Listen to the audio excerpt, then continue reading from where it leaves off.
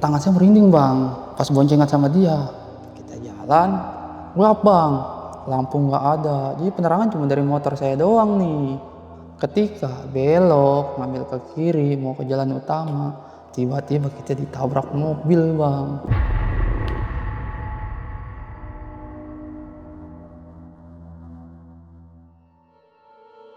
Jadi ketika saya masuk ke rumah itu hawanya kayak bukan di rumah saya sendiri bang, kayak di kuburan. Merinding bang.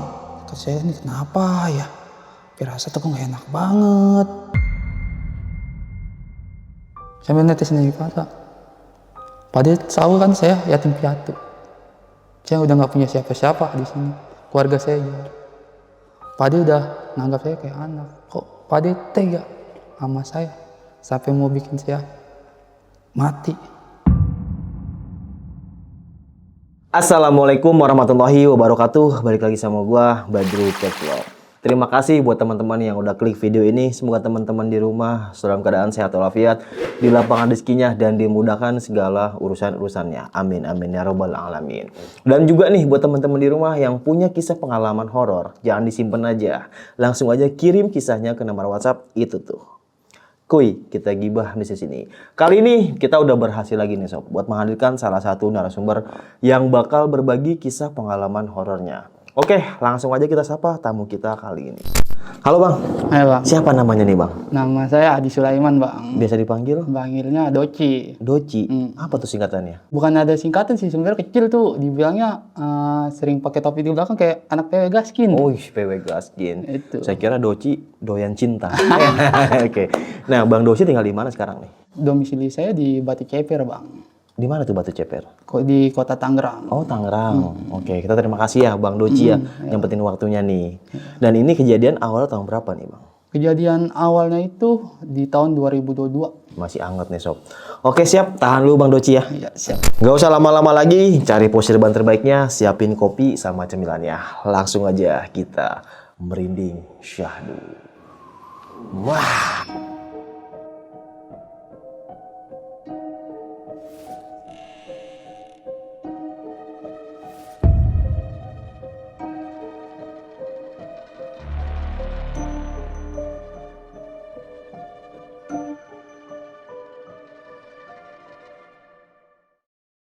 Gimana nih Bang Doci, kisah pengalamannya nih Bang?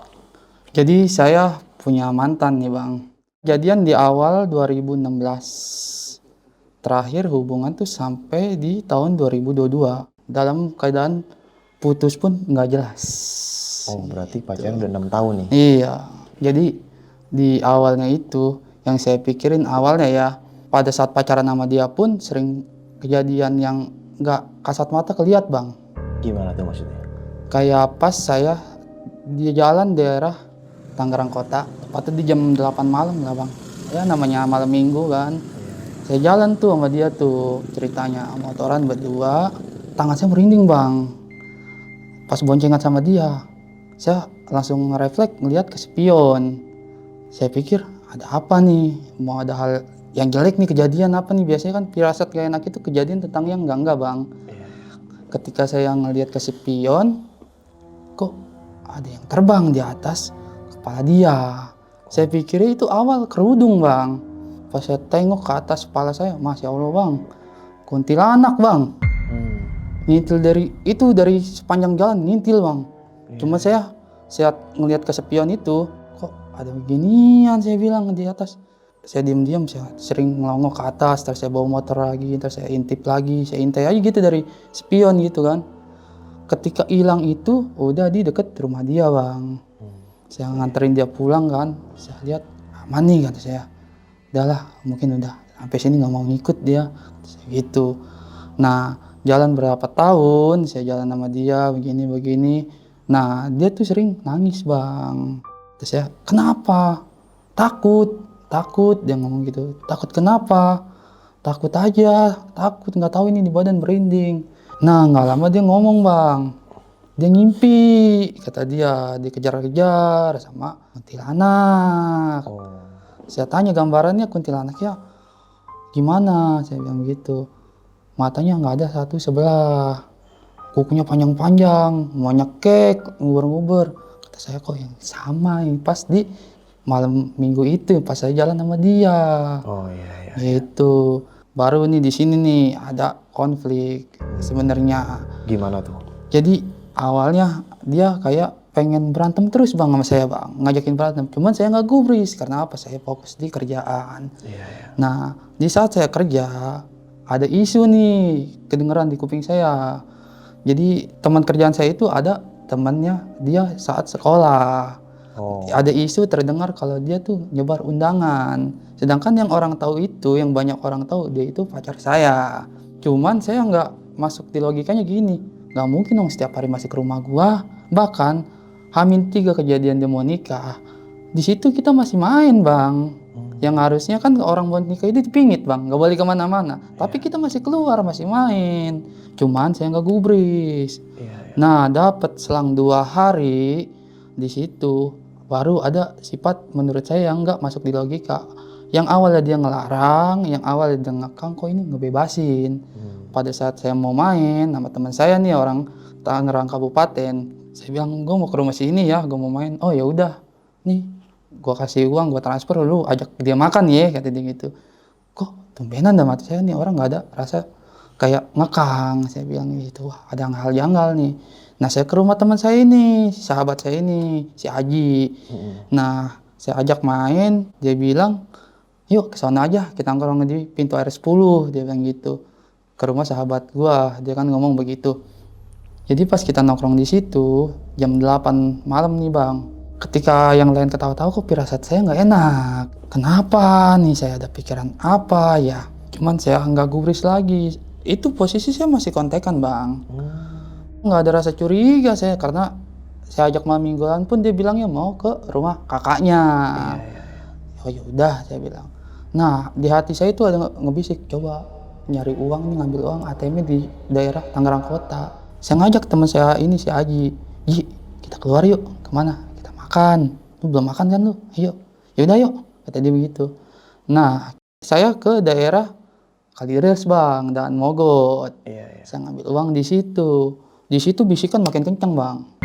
Bisikan apa nih? Jadi di kuping saya ada ngomong ke daerah dia. Itu. Hati kayaknya ngegebu-gebu bang. Gi, ke rumah dia yuk. Lewat aja Rat, gak usah mampir, kata saya begitu. Mau ngapain? Tumbenan amat lu ngajak gua ke sini, tapi ngajaknya ke rumah dia.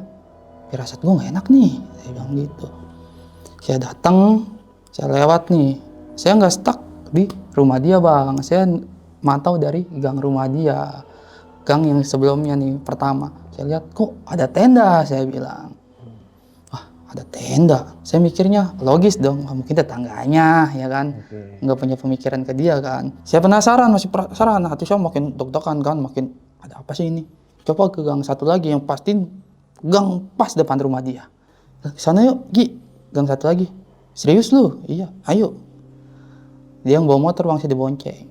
Saya WA-an biar dia nggak curiga. Pas saya nyampe di depan gang rumah dia, bener bang, ada tenda depan rumah dia. Hati saya makin nggak tenang, saya bilang, Ji, coba tolong tanya ke dalam, siapa yang nikah? Orang sini nggak ada yang kenal lu. Kalau gue ke sini, pasti gue diusir. Ayo udah, coba bentar ya, tunggu di motor. Saya WA bang, masih WA. Nanyain pura-pura udah makan belum, lagi di mana, saya bilang gitu kan. Pas dia balik lagi, udah yuk, kemana? Udah ya naik motor dulu. Ntar dulu nih, gue mau tahu penjelasan dari lu. Saya bilang gitu. Udah yuk. Bener dia. Iya, di situ bang saya langsung pok. Maksudnya dia nikah? Nikah bang paginya. Tapi kalian belum putusan gitu? Belum putus bang. Masih jalan Di situ langsung saya foto. Oh gila sih. Oh ini alasan lu nggak bisa main malam minggu sama gua. Lu alasan ke rumah abang lu. Ini yang lu kasih. Maafin gua bingung kata dia. Mau cerita dari mana, gua mau ngomong dari mana, gua takut. Saya cuma ngomong Allah nggak tidur dia satu saat. Gila ya. Saya bilang begitu bang. Terus di situ lu nangis atau gimana bang? Wah udah nggak karuan bang. Gila ya. Orang saya dibonceng saja nih sama teman saya dibonceng nih. Diantarin ke rumah kakak saya yang di daerah Tangerang Kabupaten itu. Kata dia, kayak bukan elu kata dia. Iyalah hancur banget pasti itu. Katanya saya di motor bang, dibonceng sama dia, mau loncat dari motor bang. kayak orang kesurupan. Teman saya aja bonceng saya udah ketakutan bang. Saking dia takut sampai saya diikat bang, badan saya pakai jaket biar saya nggak lompat dari motor. Udah tuh ceritanya saya di rumah abang saya itu, di rumah kakak saya itu ditenangin. Kaget juga bang keluarga kejadian kayak gitu. Nah akhirnya besokannya nih pagi saya mutusin buat pulang ke rumah. Cuman dalam keadaan si sahabat saya ini si Aji saya ajak. Aji ke rumah buat temenin gua yuk. Nah ini Bang Adi ngekos atau tinggal di rumah sama keluarga? Saya pun ngekos, ngebelain dia bang. Sampai saya milih buat ngekos. Iya, iya. Pulanglah saya akhirnya ke kosan kan. Di situ bang, ketika saya pulang di kosan, hawanya bang langsung gua enak bang. Kok rumah panas? Kata saya, ini ada apa? Pikiran saya kemana-mana. Di situ kata teman saya udah lu tidur. Cuman hawanya di rumah saya bang panas. Bukan saya dong pribadi yang ngerasain ya. Teman saya pun sama. Kita berdua belum ada yang tidur bang dari malam. Seharusnya orang belum tidur ketika kita di rumah itu gampang tidur bang. Ketika saya mau tidur, saya baru mau meremin mata. Kaki saya ada yang nepak bang. Saya langsung kebangun. Saya ngeliat kakek-kakek pakai belangkon. Saya buat mastiin lagi bang. Saya ke depan. Teman saya lagi main HP. Saya nggak curiga. Saya ke kamar lagi. Cuman firasat saya mau ke kamar mandi. Kamar mandi dulu kali ya. Kencing ke kamar mandi. Bener bang. Di depan muka saya bang. Kakek-kakek. Tampangnya dibilang umuran 90 tahun bang.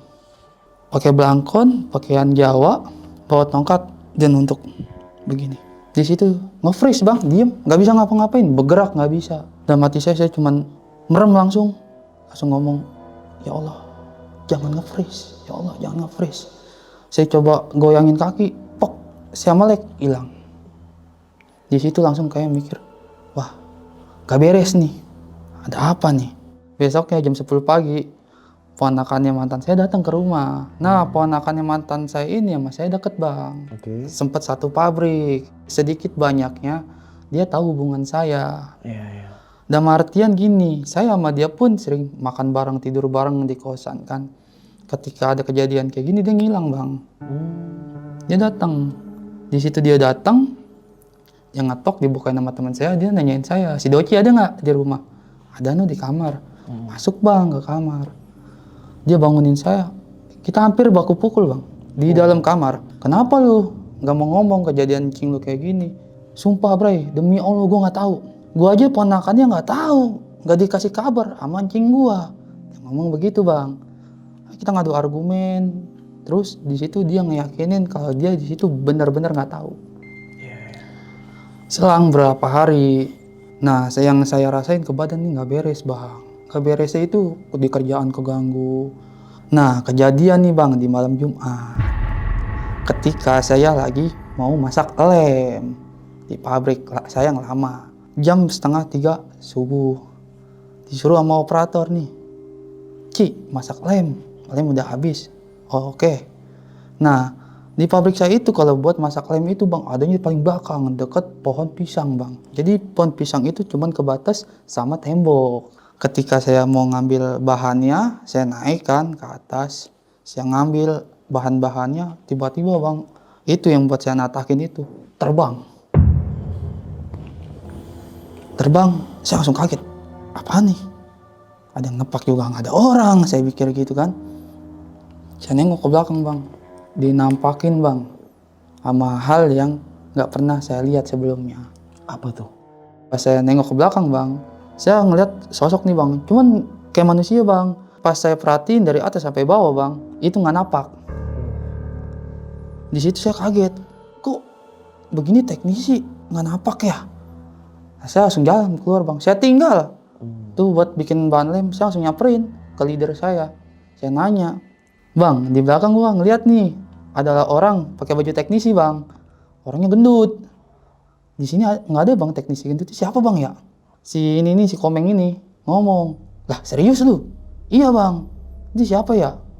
Nah dia rupanya ngomongnya begini bang, ngejelasin ke saya. Dulu pernah ada teknisi yang meninggal di sini. Gitu. Saya tanya dong, kapan bang kejadiannya? Udah lama banget, 2017-an. Lu melihatnya gimana? Kata dia begitu. Orangnya gemuk bang, pakai harnet, saya bilang gitu. Cuman pas saya perhatiin dari atas sampai bawah, kakinya nggak napak bang. Di situ saya langsung pergi, saya merinding bang, nggak ketahan. Hilang lihat kayak gituan kan, jam 2:30 subuh. Dari situ bang, mesin saya off. Saya nggak mau. Saya mikirnya, wah nggak beres nih. Kalau dilanjutin takutnya ada kejadian yang lainnya. Selang 2 hari kejadian dari situ kan saya udah nggak gubris nih bang ya. Kejadian lagi bang. Nah kejadiannya itu ketika jam 04.32 bang. Saya mau ke kamar mandi nih ceritanya. Jadi saya jalan nih di lorong bang. Jadi kamar mandinya itu adanya di lorong. Jadi kita ngelewatin lorong dulu, depannya langsung kamar mandi. Cuman atasnya itu basement lagi. Nah ketika saya jalan ke kamar mandi, saya ngeliat ada perempuan nunduk di situ. Dan persis sama kayak teman saya kerja ini. Karena saya mau lewat kamar mandi kan, dia lagi duduk di tangga cuma nunduk, pikiran saya dia tidur. Saya ngomong lah, misi kak. Pas dia ngangkat kepala, buset bang kagetnya, mukanya nggak ada, rata. Mukanya rata, bener-bener rata. Di situ saya nge-freeze lagi, saya diem, cuma bisa diem. Cuman pas hilang nge-freeze-nya, saya tetap lanjutin tuh, karena saya pengen kencing kan, saya udah nggak tahan. Saya masuk ke kamar mandi, pas balik lagi, saya ngeliat udah nggak ada. Cuman pas lagi balik lagi nih mau ke mesin, itu bang di lorong, karena lorong itu kan dibikinnya dari dus bang, jadi kayak dus-dus produksi gitu kan, ditumpuk-tumpuk. Itu rubuh bang, mau nimpa saya. Kacau itu mah. Itu saya sampai lari. Tapi itu nggak ada orang bang? Nggak ada satupun. Orang dus jatuh aja nggak ada yang ngedenger. Cuman pas dilihat CCTV bener rubuh. Jadi saya lari, di situ ada. Di situ langsung saya lari ke mesin, saya bilang, wah kacau bang. Kacau, lu ngapa? Kacau, pokoknya malam ini. Iya lu kenapa? Mau gue ceritain yang bener gak? Kenapa? Saya tuh ngeliat penampakan mukanya kagak ada. Saya bilang begitu. Yang bener lu. Saya bang ngapain saya bohong? Nih saya sampai lari ngeliat no, dus belakang no, lorong. Runtuh semua bang. Coba dah abang lihat sendiri. Kata saya begitu. Coba Ci, lihat Ci. Saya betul berempat. Saya, si Komeng, si Padil, sama si Lintang. Berempat. Ngelihat bener bang rubuh itu 4-4 ya, ngelihat set rubuh segini tingginya, rubuh gimana ya, parah amat ini. Besokannya saya nggak masuk kerja, kata saya wah mutusin, saya WA lah kan leader saya, bang nggak masuk ya, badan meriang nih buka semalam. Oh, oke Ci, ntar gue sampein nama orang atasan. Oh, oke bang makasih. Saya mutusin buat istirahat tidur. Saya pas di situ mimpi bang, ngelihat di gambaran saya itu saya ada di pinggir tempat sampah. Cuman tempat sampahnya itu sampingnya rawa. Nah di situ saya kayak diikat di pohon pisang bang, nggak bisa gerak. Cuman di depan saya banyak bang, wewe gombelnya ada, gondoruonya ada. Nah yang saya heran ini kakek-kakek ada yang tadi sebelumnya, yang pakai belangkon, yang pakai tongkat. Yang kaki-kakinya dong bang nyamperin saya, ditunjuk begini bang, berasa di kepala sakit. Kalau mas saya kebangun, kata saya, wah gue mimpi jelek amat ini, begini. Lagi meriang, mimpinya gak enak banget. Saya mutusin buat bangun, mandi. Akhirnya saya paksain kan, karena saya mimpi gak enak. Saya mandi. Nah, jelang 2 harinya bang, nih orang ngeliat saya tuh kayak beda aja bang. Yang biasanya saya ceria, sering bercanda, sering negor orang. Ada satu orang nih, yang sekarang jadi guru spiritual saya, merhatiin saya, kok nih orang diem aja, diajak bercanda nggak respon, giliran nggak diajak bercanda ketawa. Ini ada masalah apa? Nah jadi pas istirahat nih bang, nih ceritanya saya kan masuk di jam 3 sore nih, saya istirahat jam 9 malam nih, saya makan di luar. Nah di situ dia ngajak ngobrol, mikirin apa bang? Kata dia begitu. Enggak bang, ceritalah. Gak enak bang, kata dia, lagi kerja nggak nyaman, saya bilang begitu. Ya udah besok ke rumah deh, kata dia. Oh ya udah bang. Selang 3 hari kita beda shift, akhirnya saya ke rumah dia. Pas dia ganti shift, dia masuk malam, saya masuk pagi. Nah di situ saya izin, saya nggak masuk buat kerja, buat mutusin ke rumah dia, mau cerita lah, kenapa sih nih di diri saya ada apaan gitu. Nah saya coba kontak, bang ada di rumah nggak? Oh ada. Yaudah nanti kemari, kata dia begitu. Oh Ya udah bang, sore ini saya ke situ. Saya nggak masuk kerja nih, saya izin. Minta Sherlockan bang. Sherlock nih saya. Saya jalan tuh sekitar jam 14.30 ya setengah 3 sore lah saya datang ke situ. Nah, saya sampai rumah dia itu habis asar. Pas sampai rumah dia, saya diajak masuk, langsung dikasih air minum bang. Minum dulu biar tenang. Jadi saya minum. Akhirnya saya cerita. Dia ngeliatin ke belakang saya mulu bang. Saya tegur, abang ngeliatin apaan sih? Ngapain ngeliatin ke belakang mulu? Ada yang gak beres, kata guru spiritual saya. Gak beres kenapa? Mau tahu? Boleh bang, kata saya gitu. Duduk ngadep ke kiblat. Merem tapi ya. Oke bang. Baca sholawat. Tadi begitu. Saya nunduk, saya merem, baca sholawat. Modelannya sama kayak di ruqyah bang. Yang saya rasain ya, dia baca-baca surat-surat pendek, segala macamnya lah dibaca. Nah di situ berasa dingin. Berasa dinginnya nggak logis bang. Di rumah situ kipas nggak ada, AC nggak ada. Sedangkan ruangan situ bekas usaha yang udah nggak kepake, tapi dipakai buat ngaji. Di situ keadaan habis asar, keadaan masih panas bang. Kok di situ dingin? Di badan saya dingin nih rasanya. Saya tetap merem, saya tetap baca sholawat. Cuman dalam hati saya kepo. Keponya dalam artian, kok kenapa sih? Jadi saya nggak tenang gitu. Dalam ngelakuin hal itu, saya nggak tenang. Ketika saya melek, saya nengok ke atas, kepala saya ngebul bang. Ngebulnya parah itu mah bang. Nggak logis, maksudnya yang ngerokok nggak ada. Nyalain dupa pun nggak ada. Pokoknya yang bakar-bakaran nggak ada. Kok kepala saya ngebul? Keluar uap gitu. Keluar uap. Kayak orang luar negeri di salju. Kayak gitu bang. Langsung, astagfirullahaladzim, kenapa ini? Ditepak lagi sama guru saya, fokus. Merem. Baca sholawat lagi. Saya terusin bang. Selesai dapat 2 menit, langsung badan saya kembali. Dari dingin ke hangat. Di situ saya kepo, saya tanya, ada apa bang? Dia cuma ngomong, ada yang gak suka sama kamu. Maksudnya, nanti juga ada dijawab sendiri. Abang mah gak bisa ngasih tahu, takutnya timbulnya seujon atau fitnah orang, kata dia begitu. Oh yaudah bang, kata saya. Yaudah, nih abang kasih wiritan, sholat ya, 5 waktu jangan ditinggal. Sama sholat tahajud, lakuin. Berapa lama bang? Kalau abang batasin 30 hari, terbaru kesini lagi. Oh, oke bang. Jadi saya ketemu dia tuh selama habis dari situ, besokannya baru ketemu lagi kerja. Jadi ketemu dia cuman ketika kerja doang nih sama si guru spiritual saya ini.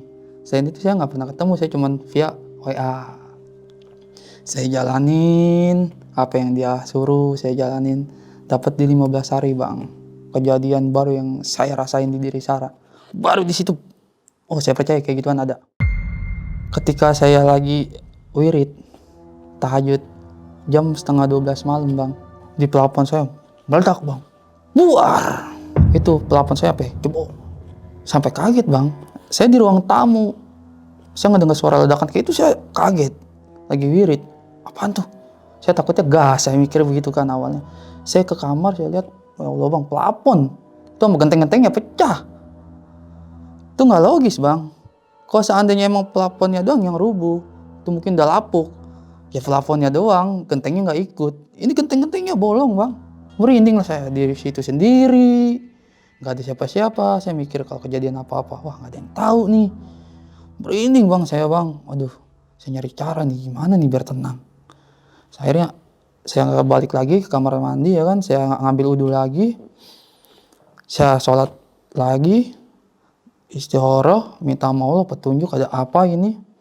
Di situ tenang hati saya bang. Sampai azan subuh. Nah di azan subuh baru saya bisa tidur. Ketika paginya saya ngomong nih sama yang punya kontrakan. Saya nanya, Bu, emang di sini pernah kejadian apa sih? Maksudnya? Enggak nih, saya semalam genteng tiba-tiba pecah sama pelapon. Jebol no, sampai sekarang saya nggak beresin no. biar ibu ngeliat sendiri deh, kata saya begitu. Serius? Ayo dah ibu ikut saya biar percaya. Saya nggak mau ngomong doang. Saya mau nih ibu ngeliat sendiri biar ada bukti. Saya nggak bohong, saya bilang gitu. Saya ajak bang yang punya rumah.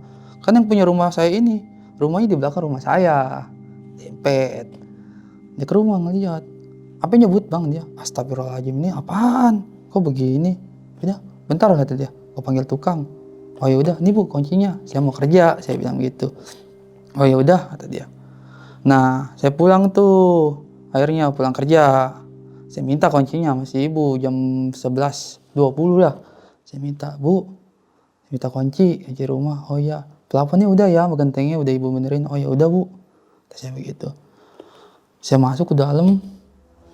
Jadi ketika saya masuk ke rumah itu hawanya kayak bukan di rumah saya sendiri bang, kayak di kuburan. Merinding bang. Kata saya ini kenapa ya? Firasat aku nggak enak banget. Saya nyalain lampu rumah saya bang. Saya miara ikan bang, saat itu saya jualan ikan. Ikan saya mati bang, banyak. Di situ udah nggak logis. Nggak logisnya apa? Ikan satu akuarium itu bang, isinya ada 100 ikan. Dalam 3 hari mati semua bang. Mati semua, nggak sesisa satu pun nggak kesisa. Ikan mas koki setiap hari tuh mati, yang 40 ekor, yang 50 ekor. Kata saya, wah kok sampai binatang aja yang piaraan saya mati, usaha dagang saya mati. Wah gimana lagi nih? Saya langsung nelpon, saya ngeliat ikan saya mati begitu, saya langsung nelpon nih guru saya. Di jam 12. Dia belum tidur kan, dia mah jarang tidur malam bang. Walaupun paginya kerja, malam jarang tidur. Saya nelpon, Assalamualaikum bang. Waalaikumsalam, kenapa? Gak beres. Kenapa ini kan ada yang mati, coba lihat dalam jangka waktu seminggu, kata dia. Oh yaudah, saya matiin. Selang 2 hari ikan saya habis karena mati semua. Saya telepon lagi, bang gak beres, kata saya. Kenapa? Mati semua, dagangan saya habis begini mah. Modal nggak balik, dagangan ikan mati semua. Diracun kali, nggak mungkin bang. Saya kerja pintu saya kunci. Masa ketika saya pulang ikan saya ngambang semua? Itu nggak logis, kata saya.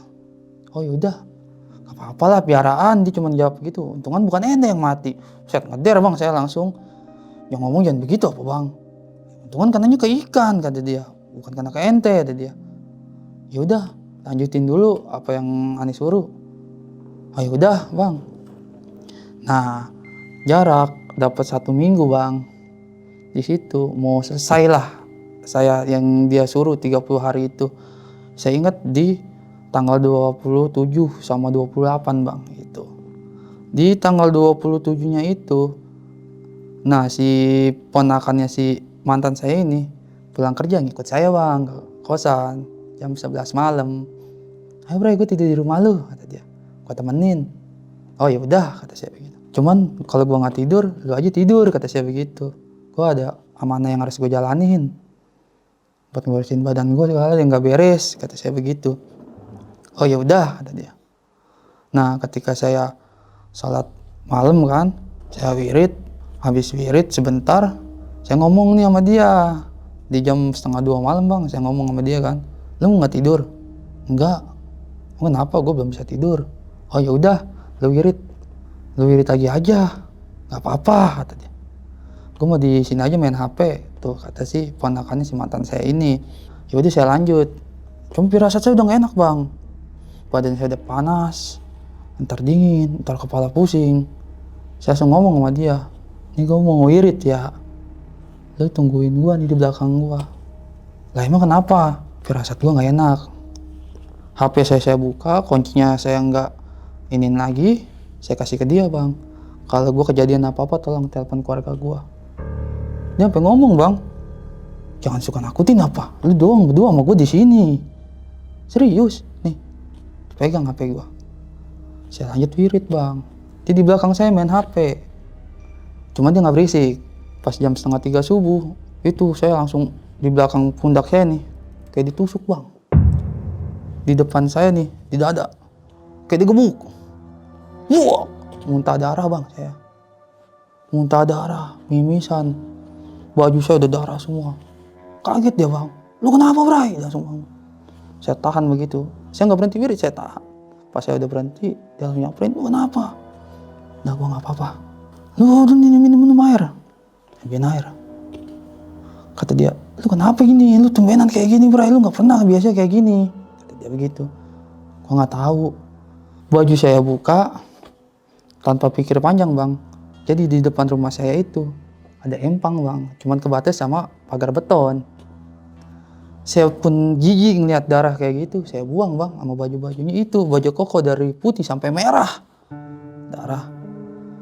Itu sejadah, sarung kena semua. Cuman yang saya buang baju kokonya doang. Nah, besokannya saya ngelakuin itu lagi, saya wirid lagi. Nah, dia mau ikut lagi nih, karena ngeliat saya semalam itu kejadian kayak gitu. Gue ikut lagi ke rumah lu, kata si ponakannya si mantan saya ini. Bener lu, kata saya. Iya gue ikut lagi, gue ngeri lu kenapa-napa, kata dia. Lu di rumah sendiri, ada apa-apa gak ketahuan. Udah lu ikut lagi dah. Nah, balik tuh saya sampai rumah jam 11:30 lewat. Saya ngopi dulu, saya ngerokok dulu kan. Saya ngomong sama dia, gue meremin mata sebentar ya. Ya soalnya saat tahajud kalau belum tidur gak boleh. Tidur tuh bangun jam 1:30. Habis bangun tidur, saya langsung ngambil wudhu, saya langsung ke ruang tamu. Dia tetap main game bang. Kebiasaan dia emang tuh anak setiap malam pulang kerja main game aja udah asik sendiri. Saya ngobrol aja sama dia, mata dia tetap di HP. Kata saya, geseran dikit gue mau tahajud. Oh ya udah. Saya langsung kasih sama bang, HP saya kasih ke dia lagi.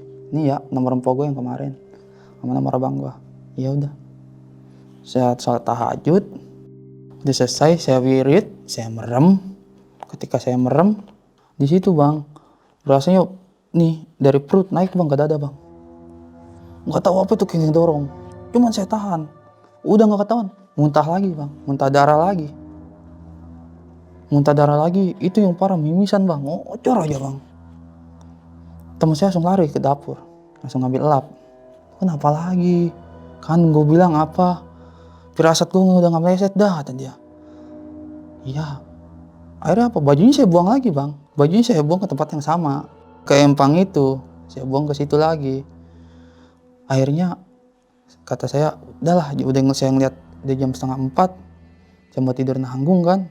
Saya bikin mie, saya coba buat isi makanan, saya takutnya perut saya yang kosong kan, takutnya lambung.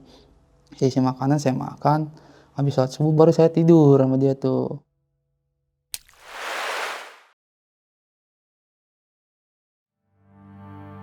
Dapat di minggu malam Senin nih, dapat 3 harinya. Baru saya ke rumah guru saya karena udah selesai 30 hari. Saya datang malam Senin sekitar jam 8:30 malam kan. Saya berdua sama dia. Maksud saya bawa dia tuh biar saya ngomong ada saksi, saya nggak ngomong kosong. Saya ajak lah ke daerah Tangerang Utara. Saya ajak ke sana, sampai disambut lah sama guru spiritual saya.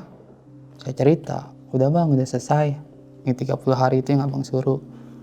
Oh iya, kata dia. Terus yang dirasain apa? Saya ceritain bang, dari saya ngimpi direp-rep, ketemu yang tadi, kakek-kakek segala macem, terus yang saya muntah darah, sampai yang loteng saya jebol. Saya ceritain semuanya. Dia cuma bisa senyum bang. Karena apa? Dia mau cerita nih, guru saya mau ngomong, ini kelakuan si incingnya teman saya ini. Cuman gak enak, ada teman sayanya juga kan saya ajak. Dia cuma senyum. Ya udah ntar saya sampaikan lewat WA, katanya begitu.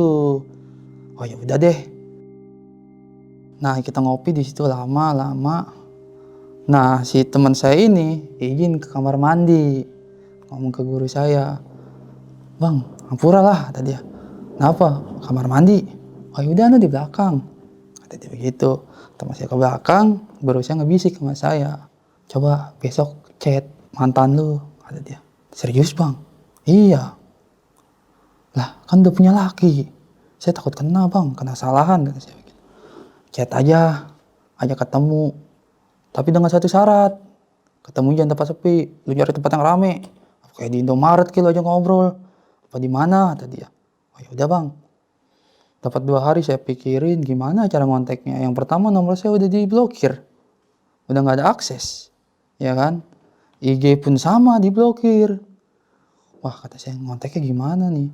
Saya mau minta sama si ponakannya takut curiga bang. Akhirnya dapat 4 hari baru saya berani buat buka TikTok. Saya download TikTok. Zaman itu si mantan saya ini, dia taunya saya nggak punya TikTok. Nah, saya download TikTok. Tiba-tiba muncul bang, notif dari dia, minta pertemanan. Kok kayak dibuka jalan kata saya. Akhirnya saya minta maaf kan. Dia juga minta maaf akhirnya. Cuman awalnya dia belum ngaku bang.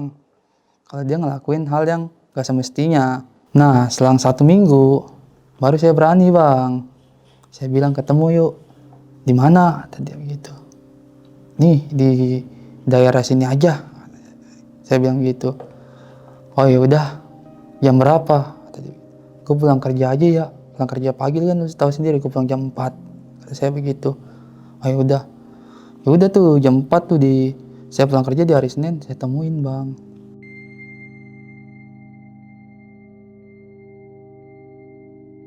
Saya temuin, saya ajak ngobrol. Saya tanya kabarnya gimana.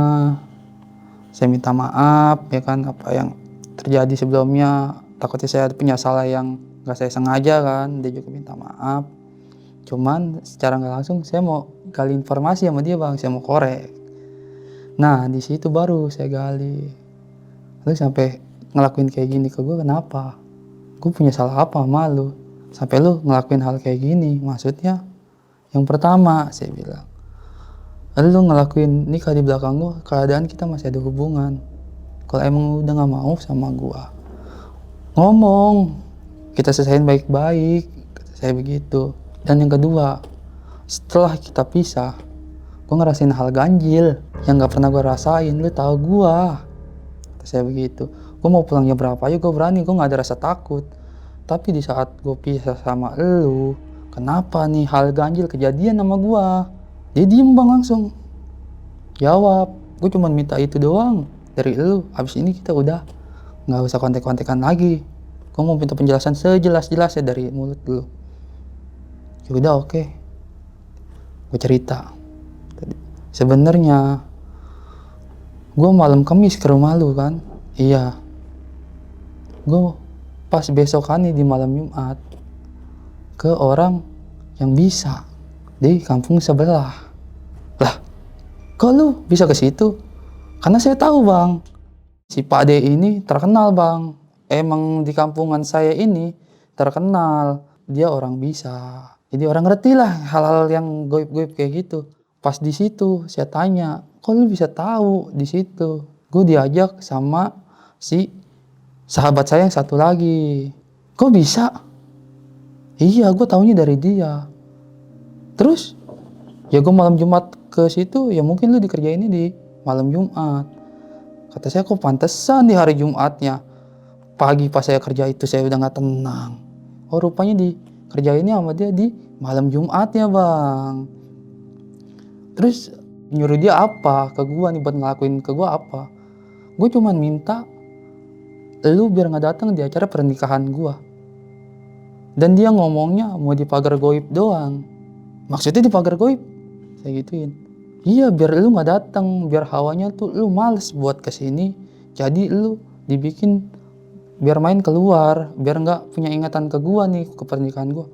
Saya giniin langsung bang. Pantes selama berapa hari itu gua gak betah di rumah, gua pengen mainnya keluar. Oh ini, kalau lu mau putus sama gua seharusnya baik-baik. Kalau kayak gini sama aja mau bunuh gua. Saya gituin bang, saking saya udah emosi. Saya tinggal bang, langsung saya gak banyak ngomong lagi. Saking saya udah keselnya, cuman saya mau kata kotor kan gak boleh, gak pantas apalagi sama perempuan kan. Saya tinggal akhirnya. Nah, saya tahu mantan saya ini ke situ gara-gara sahabat saya yang satunya nih, yang 2 orang ini nih. Saya tegur bang langsung malamnya. Kan saya ketemu nih di jam 4 sore nih. Pulang kerja, malamnya habis maghrib, saya tegur langsung, saya WA orangnya. Kok lu pada jahat sama gua? Kita sahabatan udah 5 tahun loh. Set lu ngianatin gua begini. Dia masih nggak ngaku bang awalnya. Maksudnya, jangan pura-pura nggak tahu. Gua udah tahu langsung dari sumbernya. Orangnya langsung nih ngerjain gua cerita sama gua. Lu mau ngelak apa lagi? Siapa? Saya sebut lah, si mantan saya ini. Dia kaget dong. Langsung bang, minta maaf ke saya langsung nelpon. Saya cuman omong begini bang terakhir ke mereka berdua ya. Gua nggak pernah sakit hati sama lu. Gua nggak pernah dendam sama lu. Tapi dengan kejadian ini gue ingat. Gue udah cukup kenal sama lu. Gue nggak mau ada masalah baru. Mendingan kita putus hubungan di sini. Dari situ nomornya saya blokir bang. Termasuk sih mantan saya juga. Setelah saya temuin, saya blokir. Saya nggak mau lah urusan lagi. Udah tuh saya hilang kontak kan. Udah lama, jelang 2 tahun saya ketemu nih sama pasangan saya yang sekarang.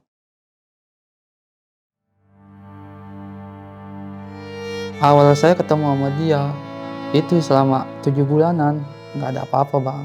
Masih ya biasalah, nggak ada kejadian janggal sedikit pun. Nah, selang 8 bulannya nih, baru bang, kejadian di situ. Kejadian yang pertama bang, yang awalnya di pabrik, saya lagi jalanin mesin kan, jam 12 malam. Saya kerja masih di PT yang lama awalnya. Jam 12 malam, di malam Sabtu. Saya jalanin mesin, tiba-tiba mesin saya, mesin compire-nya mati. Tanpa ada sebab. Compire-nya doang bang, tapi mesinnya nyala. Kita rame-rame itu berunding bang. Yang udah biasa megang mesin, ini kenapa nih mesin? Kok nggak biasanya, biasa mesin lancar. Ini kejadian compire-nya mati. Kata saya, coba bongkar bang. Saya ngomong sama leadernya, coba bongkar bang. Ayo bongkar. Saya ngambil kunci ke belakang. Saya bawa kunci ke situ, saya bongkar rame-rame. Nggak ada kerusakan bang. Compire-nya bagus. Kabel-kabelnya juga nggak ada kerusakan. Cuman kita bingung nih kenapa nggak mau jalan. Itu pas kita bongkar bang. Wallahi bang. Nih ada kembang kantil bang segini. Di dalam compire. Kembang kantil yang belum mekar ya. Segede ini bang, segede kelingking. Satu doang. Kita langsung, kok ada kayak gini. Langsung pada diem-dieman tuh bang, langsung diem. Suasana langsung diem. Main lihat-lihatan doang. Udah dari situ mesin kita matiin, kita ke mesin depan. Nah kita di saat keadaan di mesin depan itu diem-dieman bang. Diem-dieman kita fokus kerja, sampai pagi nggak ada apa-apa.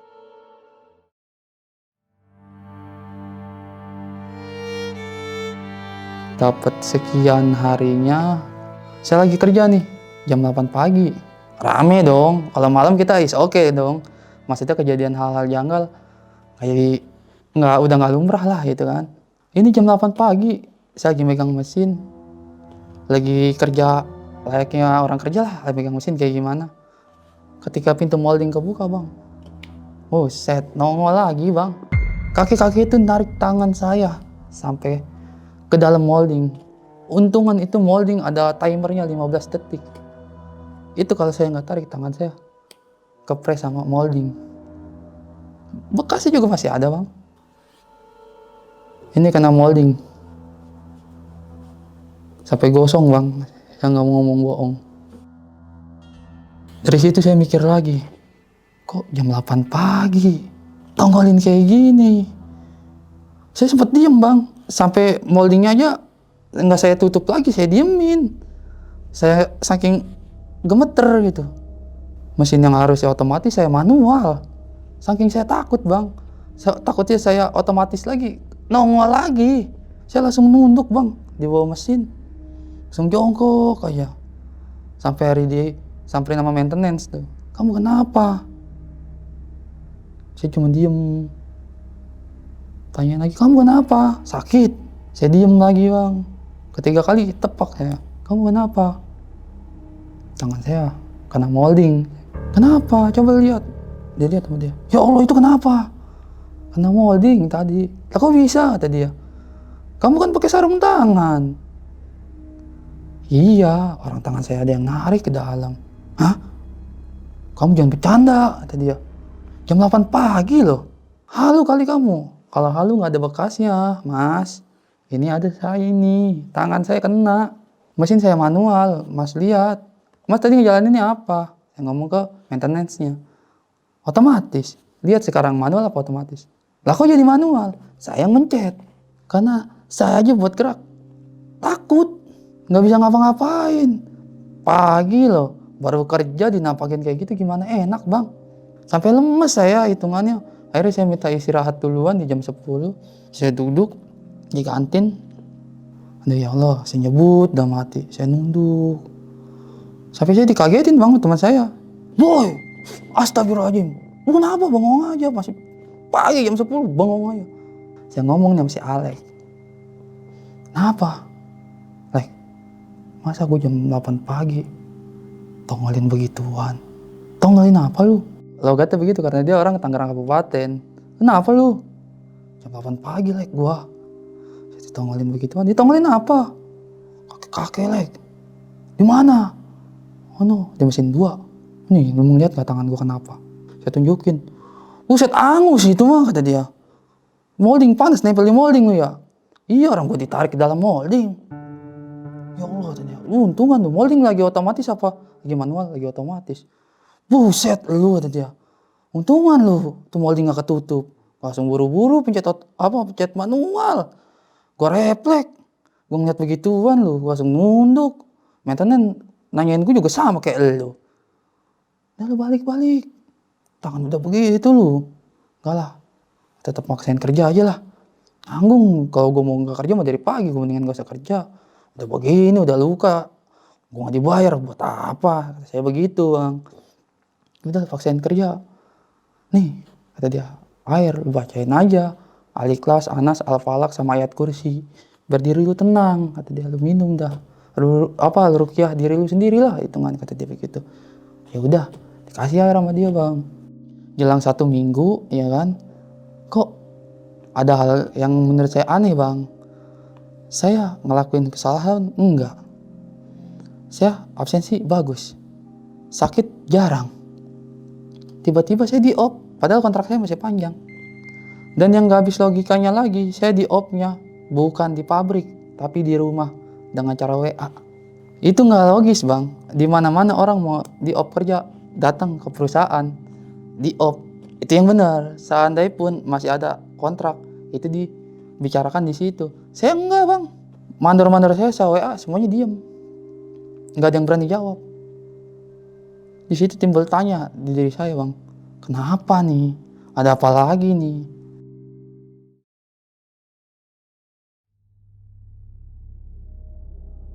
Nah, selang 4 bulan nih, Bang. Saya kerja lagi di suatu PT. Posisi saya sebagai security di situ. Pertama kali masuk, yang saya rasain di pabrik itu tuh udah hawanya juga nggak enak, Bang.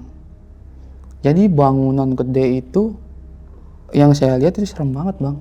Hawanya gelap. Dan yang saya tahu karena saya kecilnya di daerah situ juga, pabrik yang berdiri di situ itu dulu bekas rawa, Bang.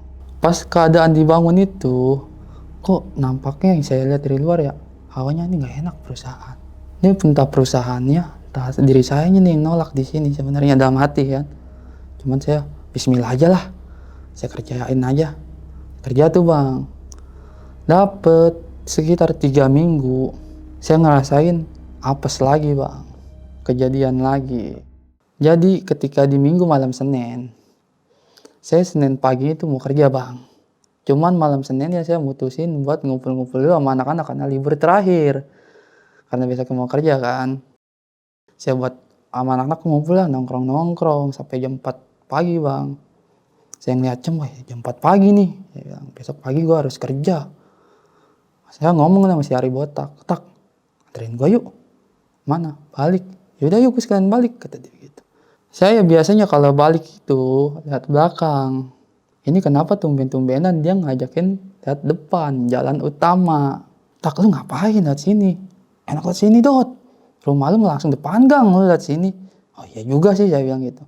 Yaudah deh, terserah lu yang bawa motor sih. Bonceng sama dia. Dia bonceng, jadi kita lewat jalanan, Bang. Arah mau jalan utama itu. Gelap, Bang. Lampu nggak ada. Jadi penerangan cuma dari motor saya doang nih. Sampai jalanan utama itu aja nggak ada lampu. Karena posisi jalanan pun saat itu masih agak rusak. Kita jalan. Ketika belok, ngambil ke kiri, mau ke jalan utama.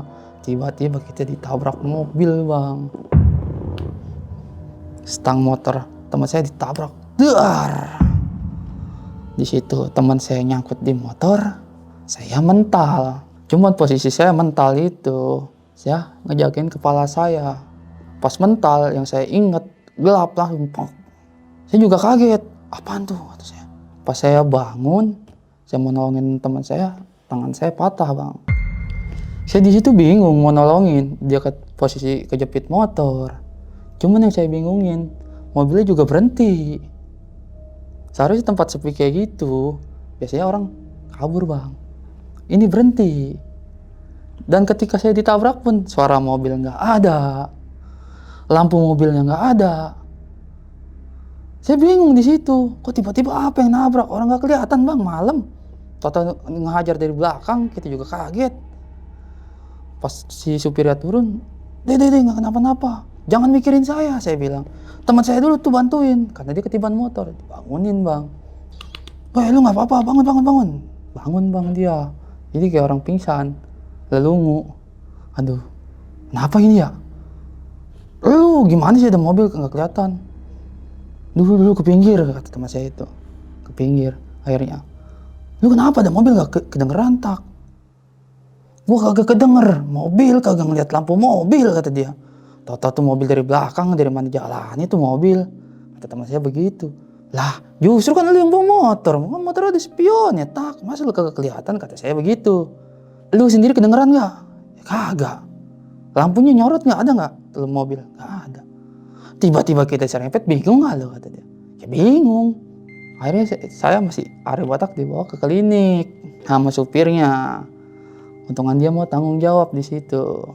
Karena motornya juga nggak terlalu parah bang. Saya dianterin pulang sama si Ari. Tangan begitu gimana? Saya biarin, terus subuh kamu ngurut. Kamu nelfon keluarga gua. Jadi di Senin pagi yang harusnya saya kerja, saya nggak kerja. Saya nelfon langsung sama komandan saya. Izin dan hari ini saya nggak bisa masuk. Saya bilang begitu. Kenapa? Kamu kan masih baru. Mas udah nggak masuk aja. Saya kecelakaan dan saya ditabrak mobil. Tangan saya patah. Komandan saya nggak percaya awalnya. Difotoin akhirnya sama bang saya. Difotoin dikirim. Kejadiannya kapan? Subuh. Lah emang si Adi dari mana? Nah saya alasannya sama komandan saya ini. Saya habis pulang ngaji. Karena jam 4 subuh. Saya mau pulang sekalian subuh. Saya bilang gitu. Terus nggak kenapa-napa. Tangan doang patah. Oh yaudah. Istirahat aja dulu. Oh yaudah Dan, makasih. Akhirnya saya nggak kerja tuh bang. Hampir 4 hari. Tapi ada pembelaan gak bang dari supir itu? Apa lampunya nyala? Apa dia udah kelason gitu? Oh iya ada. Di situ juga bang ada hal janggalnya gini. Saya kan sama si Ari ini teman saya nih, si botak. Saya ngomong, emang lu nggak dengar suara klakson, ngeliat lampu? Enggak, kata dia. Nah, si supirnya ini ngomong bang, kalau dia ngelakson. Cuman saya katanya nggak ngedenger. Dari pinggir lama-lama ke tengah. Itu lampu dia emang redup, nggak mati, cuman redup. Jadi nggak kelihatan. Mungkin sama kita orang ya. Di situ kita aneh bang. Diem-dieman kita langsung main lihat-lihatan. Gimana tak? Masa beda tak? Kasih Hari, ya, iya juga ya. Kok bisa begitu ya? Beres nih tak, balik dah. Ya. Balik dia akhirnya. Kan saya izin tuh, saya ditinggal di rumah. Saya telepon keluarga saya kan akhirnya. Nah, dapat selang 4 hari saya maksain buat masuk bang. Dalam keadaan tangan saya diperban. Diinterogasi lah saya sama komandan saya kejadian di gimana. Saya jelasin kan dengan yang tadi saya omong. Akhirnya saya tetap maksa kerja bang. Sampai akhirnya jelang 1 minggu, tangan saya udah mulai membaik. Serang berapa minggu bang. Ya kan, kejadian kayak gitu. Saya doa sama Allah kan, saya minta petunjuknya kan. Kejadian bang, si istrinya Pak Ade ini jatuh di depan rumah saya. Tanpa sebab. Hujan enggak, becek enggak. Jatuh bang di depan pas pintu rumah saya, duduk. Hampir mau lumpuh bang. Karena kena tulang ekor. Tanpa saya harus negor itu orang, padahal saya tahu siapa yang ngerjain saya. Allah udah tunjukin dari situ bang. Kata saya, oh bener ya Allah. Kalau kitanya ikhlas mah nggak pakai lama ditunjukin. Soalnya guru spiritual saya ngomong pada saat saya tahu kejadian itu dari mantan saya cerita kalau bahwasannya si orang ini nih yang ngerjain saya. Saya sebenarnya situ kesel bang. Pas cerita sama guru saya juga saya agak kebawa emosi. Cuma kata guru saya pas saya ngomong, bang balas jangan. Kenapa? Kalau ente balas, ente nggak beda jauh sama dia. Jangan, ikhlasin aja. Nanti sebaik-baiknya pengadilan Allah yang balas. Tadi gitu. Nah ditunjukin di hari itu bang. Dia jatuh, tek. Saya pulang kerja sore. Dapat kabar dari tetangga saya, si bude ini jatuh. Kepleset di depan rumah kamu. Di situ saya dalam hati cuman ngomong, oh, iya oke. Sebaik-baiknya pengadilan ya Allah. Nah di situ kita yang harusnya deket, saya nggak pernah nanya bang dari kejadian itu. Saya diem-dieman, yang harusnya udah kayak anak sendiri. Cuma saya sama anaknya dia mah kita tetap ngobrol karena anaknya kan nama saya deket juga. Sering main ke rumah, ngopi depan rumah, kadang di dalam kita ngobrol-ngobrol nonton TV. Saya tetap sama anaknya begitu. Cuma sama orang tuanya saya berhenti komunikasi. Sekian lama dapat 2 minggu dia di op kerja. Di PHK karena nggak kunjung sembuh. Nah di situ dapat jarak 3 minggu lagi si punya rumah pas saya lagi bayar kosan ngomong si Pade Onono saya dengar mau pindah. Lah emang kenapa? Nggak tahu soalnya itu warungnya dia yang tempat dia jualan lagi dilelang, lagi dijual dengan alasannya catatan mau pindah katanya. Lah kenapa yang pindah? Dagangannya rame kok setiap hari. Nggak logis bang. Saya juga di situ punya timbul tanya, apa nih orang udah tahu? Maksudnya pikiran dia, lah gue ngelakuin hal ini ke dia, apa gue dibalas nih sama dia? Tuh. Nah selang beberapa hari saya temuin akhirnya yang saya dengar hari itu dia mau pindah. Dia ada lagi nemenin orang ngangkutin barang.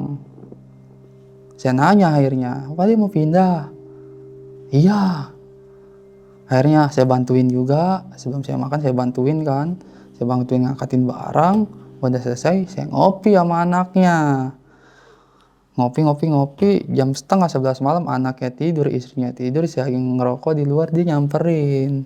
Nah di situ dia minta maaf bang sama saya. Dia ngaku bahwasannya selama ini yang ngantuin saya, yang neror saya itu kelakuan dia.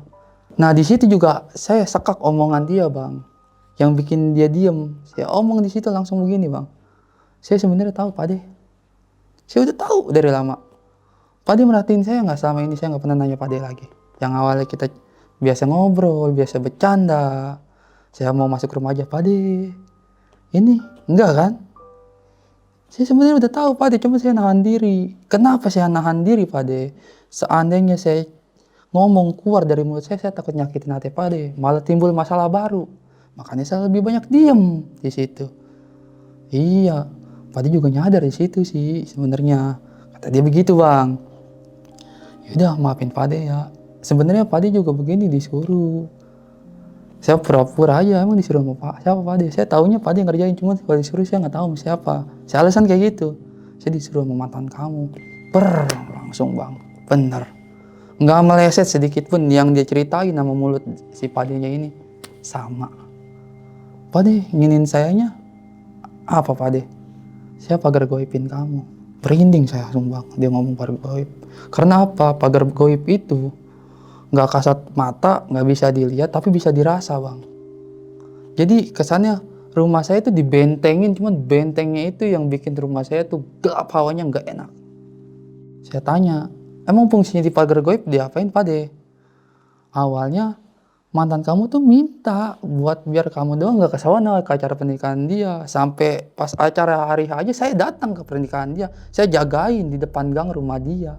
Biar kamu nggak datang, saya pastiin. Makanya di malam itu kamu saya bikin pusing, nggak betah di rumah. Saya sampai ngomong, oh iya Pade. Saya netes nih Pak. Pade tahu kan saya yatim piatu. Saya udah nggak punya siapa-siapa di sini. Keluarga saya jauh. Pade udah nganggap saya kayak anak. Kok Pade tega sama saya sampai mau bikin saya mati? Saya juga lupa. Jawaban dia begitu bang. Yang nggak habis pikirnya dia jawab begitu. Saya juga lupa buat narik itu lagi. Coba bang, nggak habis pikir bang. Yang udah kayak set kayak orang tua bang. Dia pulang kerja, dia pulang istrinya bang habis bantuin dagang, saya bantuin, saya salim. Udah kayak orang tua sendiri bang. Saya dibikin kayak gitu bang, coba.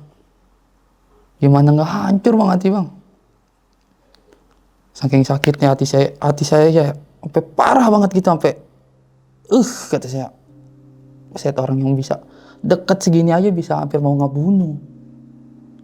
Makanya dari situ bang saya udah milih-milih bang sekarang untuk namanya dekat sama orang, namanya dekat sama perempuan. Saya pilih bang sekarang, saya nggak mau sampai kejadian lagi. Saya sampai janji dalam diri saya, mendingan saya yang jadi korbannya nih. Jangan sampai cewek saya yang saya gituin malah berbalik ke saya gitu. Gak mau saya. Mendingan kalau kejadian lagi, gua lagi deh kejadian. Mendingan orang lain, tapi jangan keluarga sendiri yang ngerjain gua. Saya ngomong begitu bang, udah mati. Pade jadi pulang kampung hari ini. Jadi katanya, ntar paling jam 6. Nah 5:30 anaknya ke rumah saya bang. Ngopi ya sambil nungguin bokap sama nyokap gua. Oh ya udah. Ketika dia mau berangkat bang naik motor, saking sayanya juga mikir masih ada sosok orang tua di diri dia ya yang saya pandang, saya samperin bang. Pade mau pulang? Iya. Di jam 6 pagi. Pade mau pulang? Iya. Hati-hati ya Pade. Saya cium tangan ke dia, ke istrinya, bahkan pinggang istrinya yang bermasalah saya usap bang, saya doain. Udah kayak orang tua sendiri bang. Pade hati-hati di jalan, Bude saya doain biar cepat sembuh, biar bisa jalan lagi. Nangis bang istrinya, karena ngerasa bersalah. Udah tuh nggak lama, jam 7:15 dia berangkat lah. Cuman saya nggak bisa nganter, karena apa? Saya mau tidur, saya pulang kerja pagi. Itu karena kalau hari Sabtu, malam minggu itu, saya setengah hari pulang jam 5 subuh. Ya saya berusaha ikhlas, berusaha maafin orang-orang yang ngejolimin saya lah. Intinya gitu aja sih bang. Nah nih Bang Doci, tapi sebelum abang pacaran nih sama mantan abang gitu ya, sebelumnya abang pernah ngalamin kejadian horor juga gitu bang? Oh, kalau untuk hal pertama kali itu bang, sebelum putus yang saya rasain, yang saya ngeliat di spion itu yang ada kuntilanak. Itu awalnya. Cuman saya mikir ya, di situ mungkin ada yang mau ngikut doang, gak mikir hal yang aneh-aneh lah. Saya mikir di situ doang sih bang. Berarti Bang Doci ini masih berhubungan baik ya bang ya sama keponakan mantannya abang ini nih? Kalau untuk berhubungan baik sampai sekarang lost contact, karena satu ada kesalahan yang dia buat sampai akhirnya saya juga untuk dari kasih batas. Soalnya kalau terlalu jauh nantinya susah sendiri, mikir gitu. Oke sob, mungkin cukup sekian nih kisah pengalaman yang dialami sama Bang Doci ini. Bisa kita ambil segi positifnya, buang jauh-jauh negatifnya. Ya pacaran atau berhubungan lama itu belum menentukan ya jadi atau tidaknya dalam pernikahan. Dan intinya ya tetap berbuat baik lah. Walaupun kita udah berhubungan pacaran lama atau gimana, walaupun bukan jodoh kita, ya seenggaknya ya kita mendoakan lah semoga dia jadi lebih baik lagi lah sama pacar yang barunya. Sedih sih, ya mau gak mau. Tapi dalam ajaran Islam gak diperbolehkan sih pacaran. Maksudnya gak ada gitu kan. Yang ada hanya pernikahan. Nah mungkin buat teman-teman juga di rumah nih ada nih yang pacaran setahun, 2 tahun, 3 tahun gitu. Terus berakhir dengan kegagalan. Boleh dong sharing-sharing di kolom komentar. Kenapa kalian bisa gagal gitu kan. Penasaran juga sih, kepo. Komen ya, ntar saya baca tuh curhatan dari teman-teman. Oke. Sampai jumpa di kisah selanjutnya. Wassalamualaikum warahmatullahi wabarakatuh. Dadah.